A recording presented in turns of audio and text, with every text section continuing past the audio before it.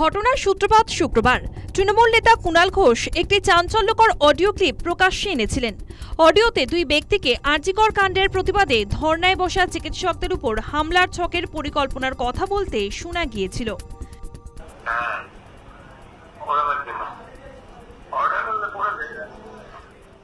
ভালো করে শুনুন, সাহেব অর্ডার দিয়েছে উড়িয়ে দেওয়ার জন্য।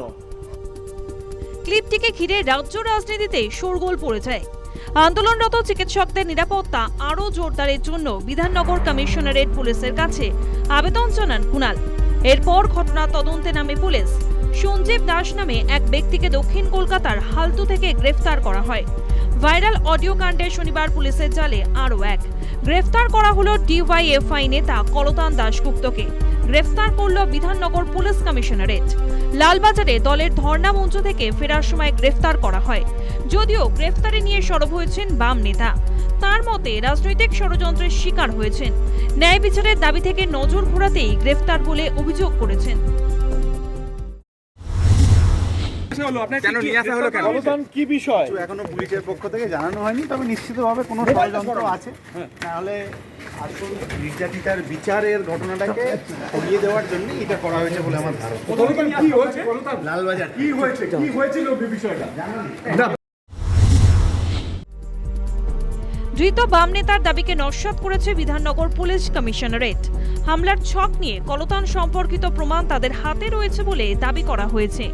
আর এক ধৃত সঞ্জীব হামলা সংক্রান্ত সমস্ত পরিকল্পনার কথা স্বীকার করেছে বলেও পুলিশ জানিয়েছে। বিশেষজ্ঞদের দিয়ে ভাইরাল অডিও ক্লিপের সত্যতা যাচাই করা হয়েছে বলেও জানিয়েছে তারা। প্রথমেই আমি বলে দিই, যখন আমরা এই অডিও ক্লিপটা পাই তখন আমাদের টেকনিক্যাল অ্যানালিসিস উইং এবং আমাদের ইনভেস্টিগেটিভ উইং দুজনে মিলে এই অডিও ক্লিপের সত্যতাটা যাচাই করি এবং যাচাই করার পর এটা আমরা পাই যে এটার সত্যতা নিয়ে কোনো রকম সংশয় নেই। কলতান দাশগুপ্তের গ্রেফতারি নিয়ে কটাক্ষ করতে ছাড়েনি তৃণমূল। কলতান যার সঙ্গে কথা বলেছেন সেই অন্য ব্যক্তি তো সবটা স্বীকার করে নিয়েছে যে তার সঙ্গে কলতানের কথা হয়েছে। এই অডিও ক্লিপটা জেনুইন। এই অডিও ক্লিপ যে জেনুইন, কথোপকথনের একটি চরিত্র তো স্বীকারোক্তি দিয়ে দিয়েছে। তাহলে কোন ল্যাবরেটরিতে গিয়ে তার পরীক্ষা নিরীক্ষা হবে, তার কোনো টেকনিক্যালি কি কি দরকার সেগুলো আলাদা কথা, কিন্তু তার কোনো প্রয়োজন থাকে কি? তার কারণ একজন স্বীকার করে নিয়েছে, তার ফোনে দেখা যাচ্ছে যে এই ফোনটা হয়েছে। ষড়যন্ত্র প্রকাশ্যে এলো বলে জানিয়েছে তারা। যদিও বাম নেতার গ্রেফতারি নিয়ে সরব হয়েছে রাজ্যের প্রধান রাজনৈতিক দলগুলি, সেই সঙ্গে পুলিশের উপর অনাস্থা প্রকাশ করা হয়েছে।